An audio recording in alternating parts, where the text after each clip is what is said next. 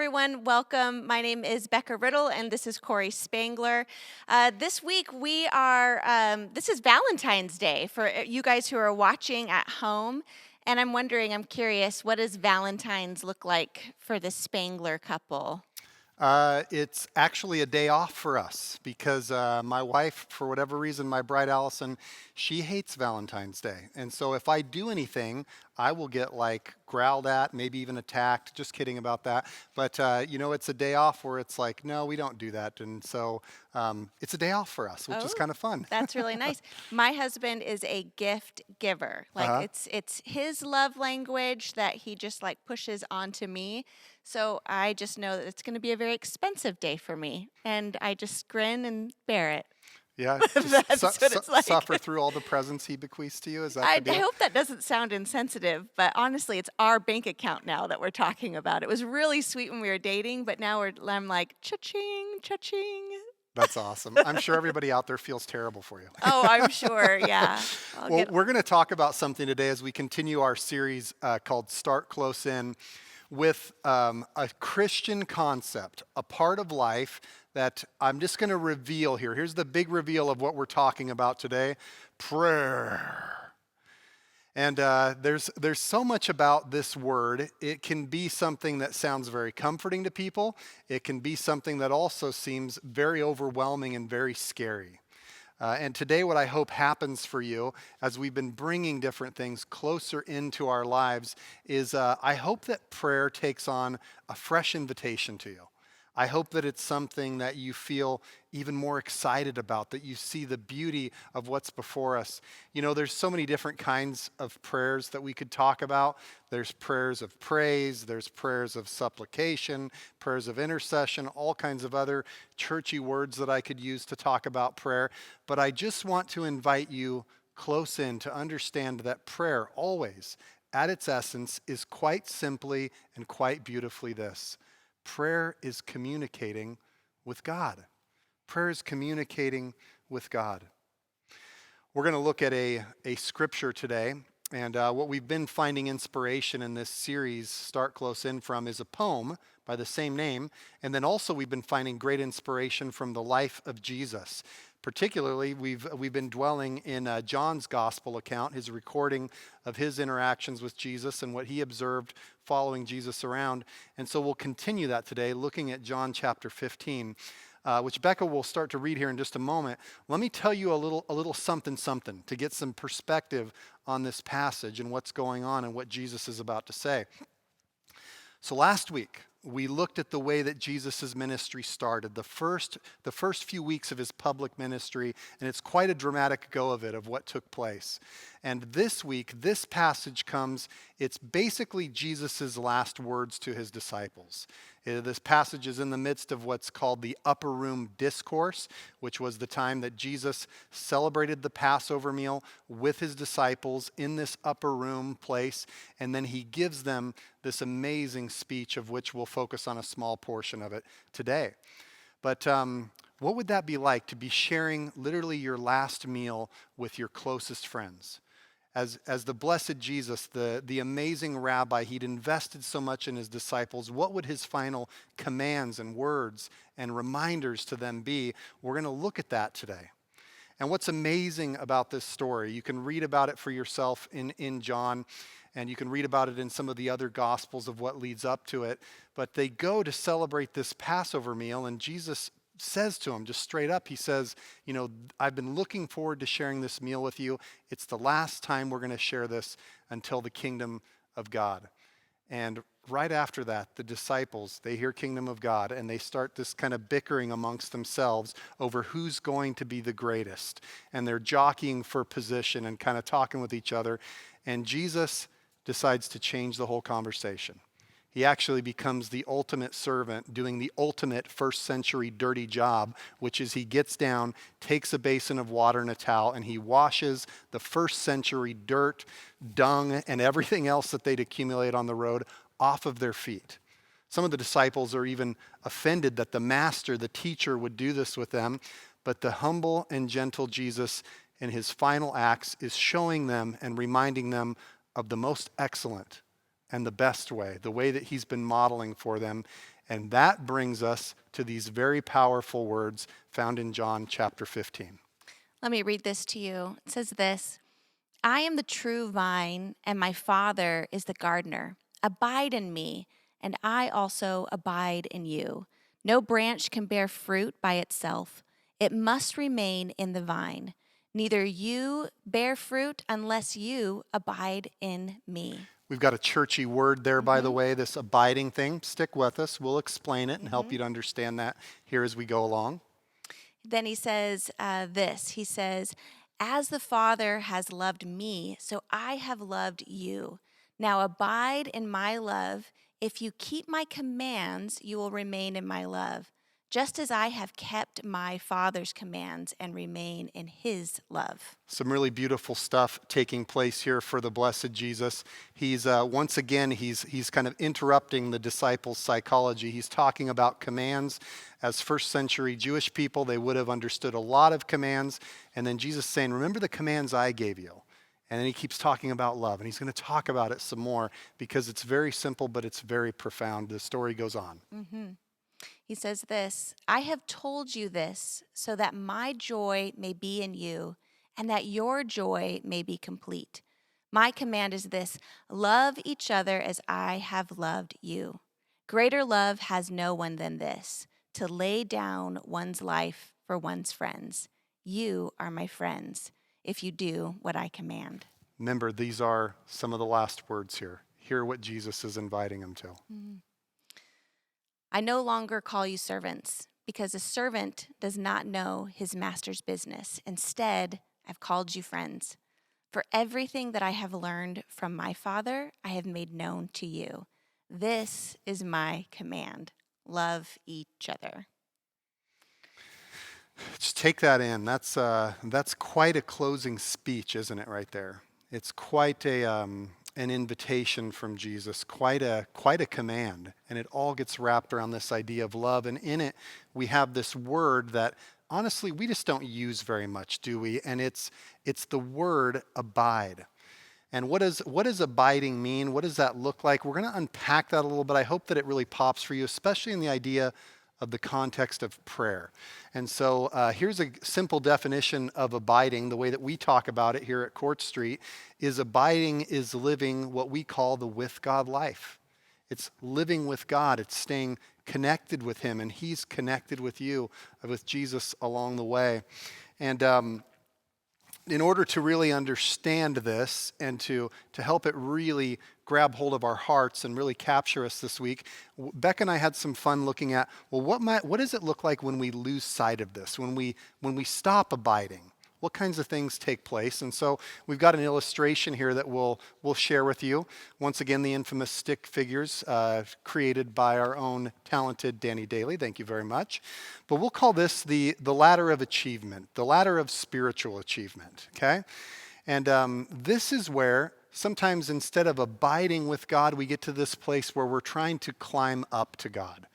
And we get on the ladder and start climbing sometimes for kind of understandable reasons.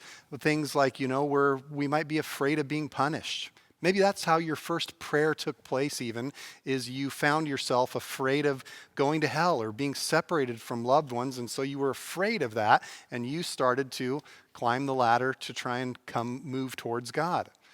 Sometimes there's this idea of pleasing God, which it sounds really, really good, doesn't it? And the idea of God being pleased is a positive image in our minds if you've been a Christian for a while.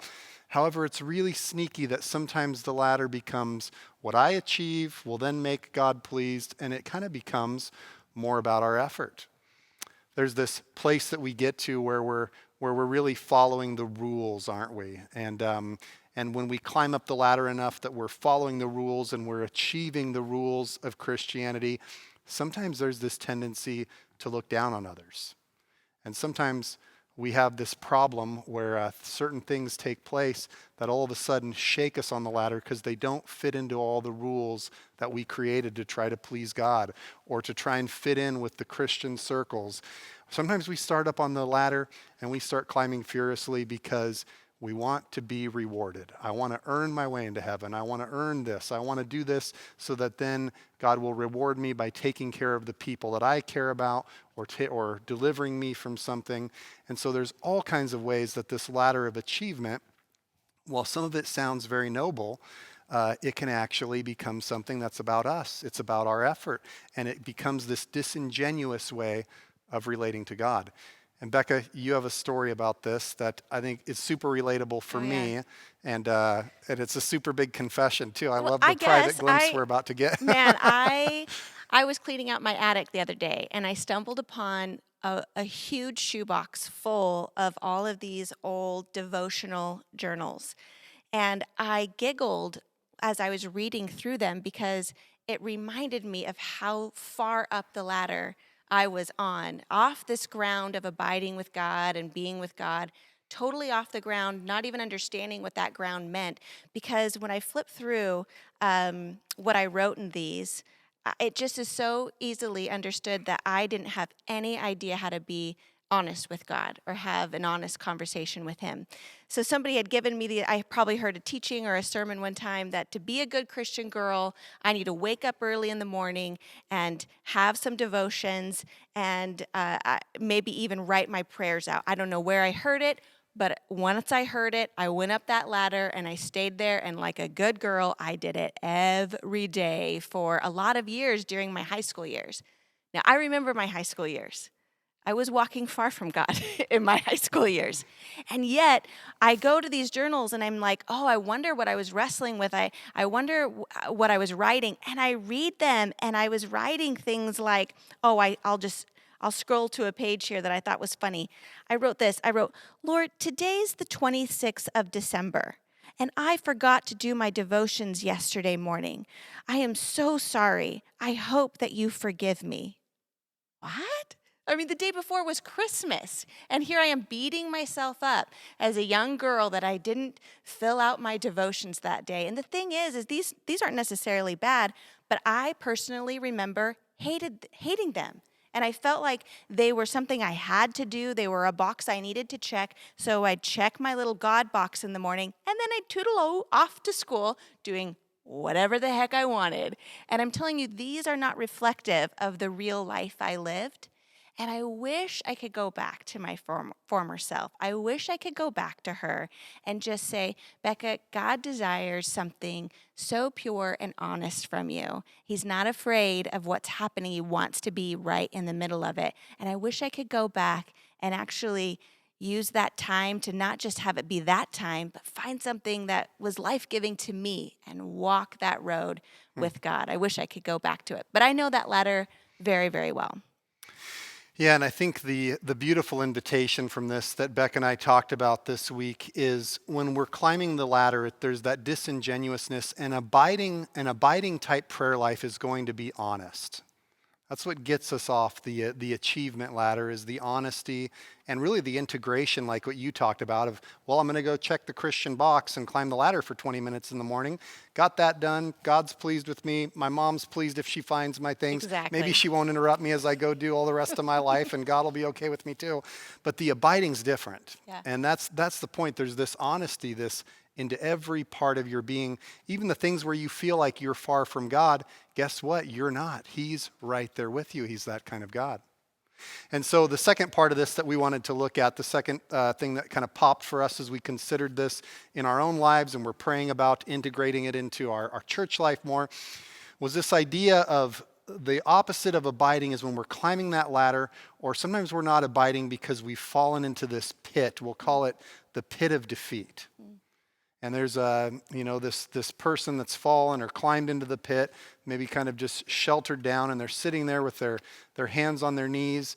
And it's the place where maybe some of you just say, well, I feel so unworthy when I talk to God. I don't even know where to start. I wouldn't know. I'd bumble all over my words if I was talking to the president. The idea of talking with God, and you kind of degrade yourself. You feel unworthy. Sometimes we're chasing the example of other people, or we're chasing the rungs on the ladder. And what actually happens is we get burnt out from that. And then instead of just simply abiding, we go into this pit of despair of just burnout or feeling like we failed, we've been defeated. Maybe some of you, life's so busy right now, or maybe there's something in your life that you're like, you know what, once this changes, once I get this out, then I'll really be able to be a good Christian, or I'll really be able to abide with Christ. But until then, you're just waiting and you're crawling into the pit. You're keeping yourself from that time with God. You know, another way to think of this space down here for me was I really, when I look back at as a young child, which I was in this church for a while as a child, and then I came back as a teenager.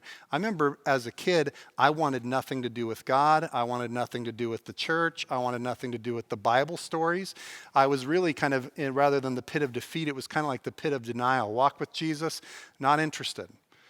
And I'll tell you the reason why that was, looking back, is it seemed so irrelevant. The way that people were talking and the way that things were being modeled for me. Some of the things sounded like a ladder, and I was just like, I just don't care to climb that ladder, and I don't care to do things in that way. One of the things that was really missing for me was the realization of the personal nature of abiding in God. That I didn't have to do it the way that other people were doing it. And my life at the time, it didn't seem like God really fit in, at least not the way that people were talking about him. It took some difficulty in my life where the pit of denial became the pit of defeat, or the pit of despair for me. And that was when I met a very personal Jesus who related to me in a very personal way. And so the second thing that I want to remind you of this week, the beauty of the God that we love, is the abiding prayers that he's inviting us into. They're honest and they're also personal. You don't got to pray like the pastor. You don't got to pray like so-and-so. You don't have to develop some kind of eloquence. The walk, the relationship that you have with God is your own. And so you don't have to be on the ladder. You don't have to be in the pit. There's this personal invitation that's taking place. Yeah, so we have this other slide that I wanted to just show you and highlight that we all know, or most of us know, what it feels like to be up the ladder and at times maybe even to be in this pit of defeat. But honestly, what we're really after is, how do we get to this place? Because this is what we're all really longing for, is this abiding, personal, honest ground in which to walk from. We wonder, what does that look like? And how do we get to this place of either climbing off the ladder or crawling out of the pit and actually being on solid, honest ground with Jesus? So we had some fun of just looking at just some stories that illustrate that really, really well, so that maybe we can integrate that in our own life. Yeah, and let's go back and just glance at that definition again for a moment. That abiding is living that with God life. Abiding is living that with God life. And go back to the picture here for me, please, Danny. And that's what that's an image of, is two people sharing life together, abiding with each other. It's the word Jesus used there was the word friendship. To have a friend and to be able to share life together, to be carrying one another's burdens, relating with each other. It's a beautiful invitation, isn't it? One of the people, and a story from within our own church that came to mind to me as we were preparing this, is the story of my friend Jessica Ritter Champion. Maybe some of you are familiar with her. Her and her sister started the Wild Pear restaurant downtown. She also helped to found Ritter's downtown as well. Now some of you are really getting hungry on Sunday or whenever you're watching this, aren't you? Anyway, just some really staple restaurants of Salem that are just amazing. But the thing that I want to tell you about Jessica's life is she was trained as a chef by the illustrious, famous chef Julia Child. And Jessica, she actually went to school at Boston University in the late 90s, where Julia Child had founded the culinary program. She was a co-founder of that program. And Jessica had heard about Julia. She knew she wanted to be a chef. She'd studied her from a distance, was kind of following her, was aware of her work. But then she got to abide with Julia at college. She got to study in her classroom. She got to walk beside her. And Julia actually took quite a liking to Jessica as a student.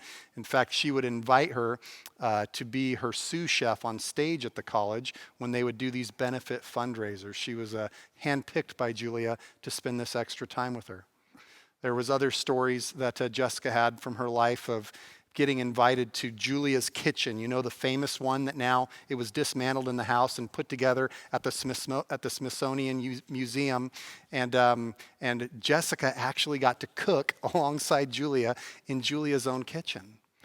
And some of the influences that came to Jessica through that walking with this amazing woman was she talked about how Julia would always remind her to not take cooking too seriously. That first and foremost, even as you're managing a restaurant or working in this big scale, it's just about having fun and about relating to people around food, this thing that can bring us together and bring this kind of enjoyment. And Julia was a really great teacher. In fact, it infected Jessica with this love for sharing, teaching other people how to cook. And just as she learned from Julia, modeling it to her, inviting her into her home, Jessica would sometimes hear about friends who, were saying, "Oh, I'm struggling with this," or "I don't know what to make for dinner." And Jessica would just say, "Why don't you come to my house and I'll help you dream up some stuff, or we'll perfect that recipe that's really giving you trouble." And she would cook with them. And it was fun, and she delighted in sharing life. And the legacy of that interaction and that walking with, that abiding with Julia was something that really permeated Jessica's entire career, her entire outlook on cooking. And in fact, I heard this really sweet story that when the Wild Pear restaurant, Jessica and Cecilia, they launched this thing. They're the Wild Pear, two sisters that are full of vibrance. And the day that they launched it, a bouquet of flowers was delivered with a card from Julia. And Julia called and just wished them the best of success. I mean, talk about a class act, somebody that had achieved all of this and still was interested in just walking alongside people, loving people, and just nurturing that passion for food and passion for fun and passion for people. Jessica's story, it really integrates really nicely with this sermon also, because Jessica was a longtime Christ follower, Christ lover, Christ abider, like we're talking about. And she ended up getting married kind of later in her life. It was just in 2019 that she married Scott Champion. And then it was tragically early in 2020, just a year after their marriage, that she learned that she had pancreatic cancer, a disease that would take her life just a few months later in September of this last year. And I'll tell you, Cecilia, as I talked with her this week, Jessica's sister, she just shared what a remarkable journey that was, walking alongside her sister as she went through cancer, and how she really had that sense of God walking with her. She felt that sense of, or this perspective of, Jessica didn't want to leave her family. It was breaking her heart to think about that, but she had this trust that was rooted so deeply in Jesus that she knew cancer wasn't going to have the final word, that she was going to abide and walk with Christ forever, and that her family would ultimately be reunited. It's one of those stories to tell it and to have encountered somebody and lived alongside somebody like Jessica.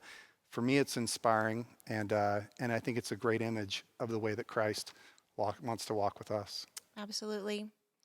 I would love to take a look back at this slide here of the abiding prayers. What are they? They're honest and they're personal. And like in Jessica's story, they're also just rooted in love.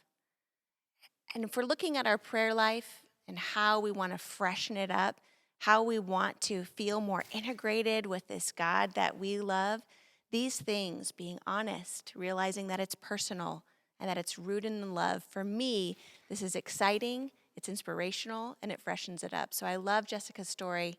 That feels very, very like exactly even how I want my relationship with Jesus to look like. I want to go back to this slide here and look again at ourselves and Jesus, abiding in one another and walking in life. and looking at how there are times and ways when we try to go up that ladder of achievement or possibly fall down into that pit of defeat. It was interesting as we're thinking about this image that I've experienced both of those ways of getting kind of out of sync with Christ and finding myself wanting to earn it, or just feeling very much in denial about the existence of God and what he could do in my life. And at every time, Jesus has encountered me in a really beautiful way. I actually pictured him when I've been at times when I've been up on that ladder of achievement, that he's actually the one steadying it for me and kind of beckoning me back down to solid ground, to a place that is more honest and secure, and a place he wants to walk with me. The other thing about just walking with Christ that I notice is that, our walk and our journey, just as you illustrated so beautifully in Jessica's life, it's full of hills and valleys still. There are going to be times when it just feels really hard, but to know that you have a friend like Jesus right there with you makes that burden a little bit easier. And there are times of great joy that we're just celebrating with our friend right next to us. So I love this image. This is going to stick with me, I think, for a long time. Yeah, and part of what's really compelling to me about it, one of the things that I love is just like you just described, is God's not standing there, I don't think, with tapping his foot like I'm gonna make the ladder fall for you so you learn your lesson, or this sort of thing. Or he's not standing there going, come on out of the pit. You got to, pull yourself up by your bootstraps there, kid. He's the God that's so compassionate. Jesus is. He's the God that enters into these things. Even these foolish things that we're doing. Look at me now, God, as I climb the ladder. Aren't I a good person? He's like, whoa. He's being patient with us and beckoning us to come down. And the truth is, we run back to this stuff all the time. I don't know where you happen to be right now. Maybe you're like, Corey, I'm kind of closer to the pit, or we're kind of, I'm kind of on the ladder. Or maybe you're in this really sweet season where you're sensing that abiding, that presence, that just being with, that friendship. One of the things I've noticed in life also is when our pain grid gets really shook up, when our sense of control and things goes out the window, we oftentimes will run back to these different places, won't we? Well, the pandemic has been a great example of it. It's really spun some of us up, and instead of just abiding with God and continuing to walk in him, we run to what we can try to control. And maybe if I pray right, or if people would do this, we could climb the ladder, and then God would say, okay, then I'll do this, and it's this transactional thing. Or maybe you're so overwhelmed, you're in the pit. I just want you to know this. The God that we're preaching is the God of love, a love that we can't conjure up on our own. Remember that whole thing he's repeating for the disciples? Let me tell you my commands. Love one another. Let me tell you this. As the Father's loved me, I've loved you. Love, love, love. Abide with me in this love, and you will bear much fruit.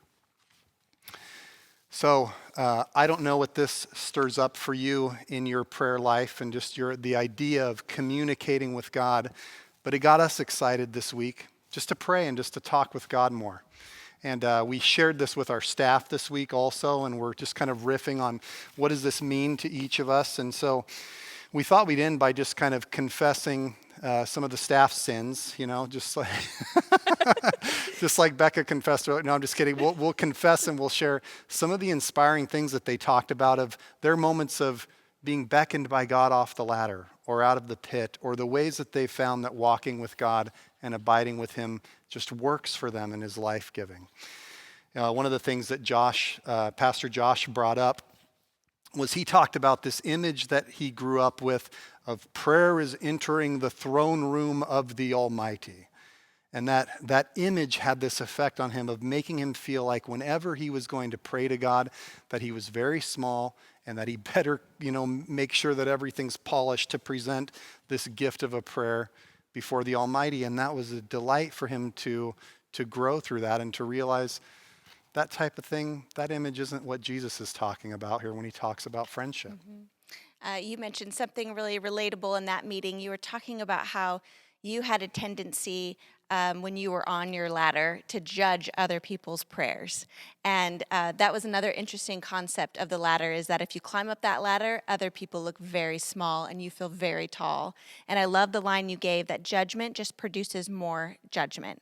And it was a more life-giving way to come off the ladder, be on honest ground, and let other people be honest in how they Yeah. pray as well.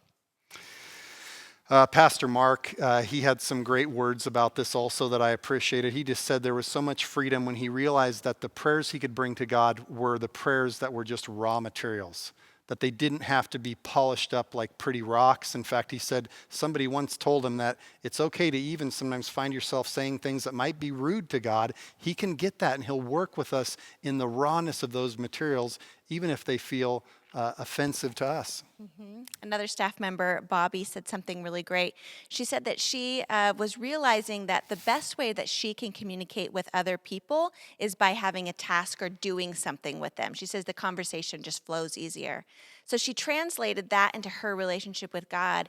And what she found is that the best way when she's really like abiding in Christ and she's feeling the flow of the conversation is when she's gardening. And I just love that picture of Bobby gardening in her garden and just really feeling God's presence and feeling that tight-knit bond that she loves. So that was a great revelation for her.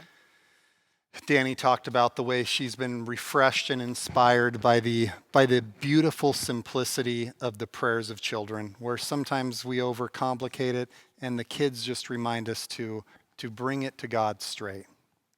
And then I loved the story of Brittany. Brittany just talked about how growing up, just God felt so far away from her and big. And then one day, the line that Jesus taught his disciples, that God is our Father and to pray as he's our Father. And all of a sudden, it switched for her. What if I prayed to God like he's my good, loving Father? And all of a sudden, the tone of her prayers felt very intimate and very close. Love that.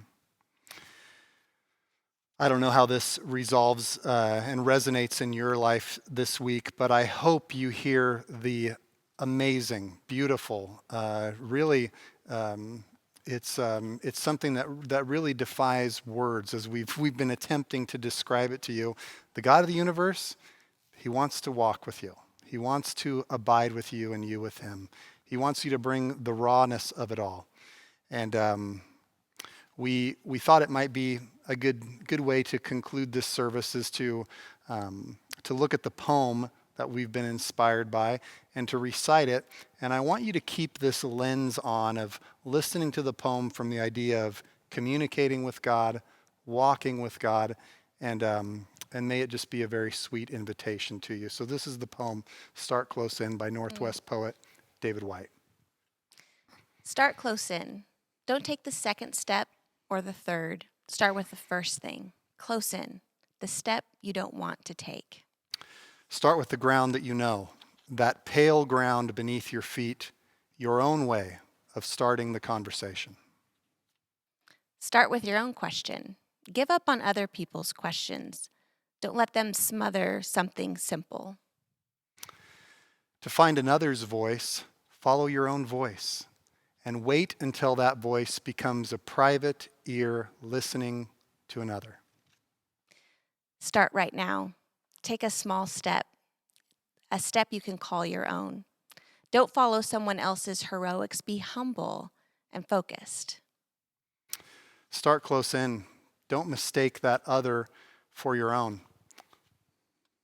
Start close in. Don't take the second step or the third. Start with the first thing. Close in, the step you don't want to take. What I'll say over this service and over your life, this whole thing has been communicating with God. Really, once you're living the abiding life, everything becomes prayer, the very breath in your lungs. And so what I'll say over you, over us in this service is simply, Amen, God, may it be so. God bless you, church. It's been a delight to share with you this week. We'll see you next week.